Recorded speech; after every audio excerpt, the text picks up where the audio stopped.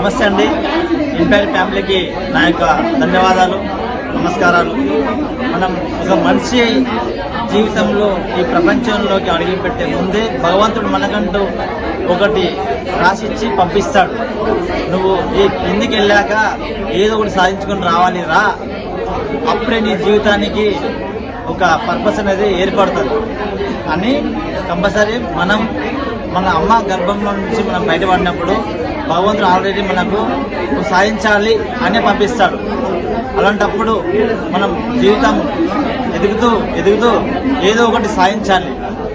జీవితంలో బ్యూటిఫుల్ మనకు ఉన్న దాంట్లో మనం జీవిస్తూ మనతో పాటు 10 మందికి మనం ఒక అవకాశాన్ని క్రియేట్ చేస్తూ మనం తినే దాంట్లో 10 మందికి పెట్టాలని లేకపోయినా ఎలా సంపాదించాలి, ఎలా బతకాలి, లైఫ్ ఈజ్ బ్యూటిఫుల్గా ఎలా తీర్చిదిద్దుకోవాలి అన్నప్పుడు 100% మనం కంపల్సరీ మన జీవితంలో స్వార్థకత బ్యూటిఫుల్ లైఫ్ని చేసుకోవడంలో మనకే ఒక ఐడియా ఉండాలి.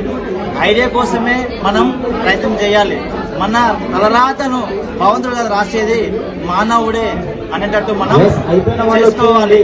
అందుకనే జీవితంలో ప్రతి ఒక్కరు ఏం చేయాలంటే ఏదో ఒకటి సాధించాలి అనే ఒక సంకల్పంతో ఒక లక్ష్యంతో ముందుకెళ్ళాలి.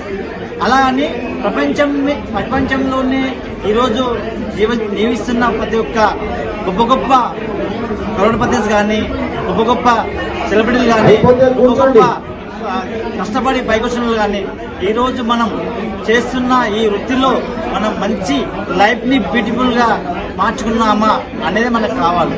తర్వాత health, wealth and family and service మన గురుగారు చెప్తూ ఉంటారు, గంపనాగేశ్వర సార్ గారు మరియు మన రామ్ కుమార్ సార్ గారు. ప్రతి విషయాన్ని మనకు క్షుణ్ణంగా పరిశీలించి మనకు అందేటట్టు వాళ్ళు ఇలాంటి ప్రోగ్రామ్స్ చేస్తున్నారు.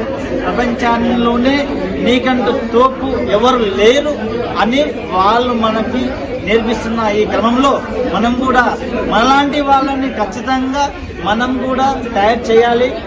నేనే నా జీవితం నా ఇష్టం, నా లైఫ్ నా ఇష్టం, నా జీవితం నా ఇష్టం ఎప్పుడు అలా అనిపిస్తుందంటే నీకంటూ ఒక లక్ష్యాన్ని సాధించినప్పుడు నీకంటూ ఒక నీ ఆత్మ పరిశోధన చేసినప్పుడు 100% నువ్వు నీకన్నా తోపు ఎవరు లేరు, నీకన్నా ఈ లైఫ్ని లీడ్ చేసిన ఎవరు లేరు, నేనే తోపు, నేనే రాజు, నేనే మంత్రి అనేటట్టు మనం జీవిస్తున్నాం అని ఎప్పుడైతే నీకు అనిపిస్తుందో, నీ మనసుకి నీ యొక్క బుద్ధికి అనిపిస్తుందో అప్పుడే నువ్వు జీవితాన్ని సాధించినట్టు. నాకన్నా తోపు ఎవరు లేరు. Thank you.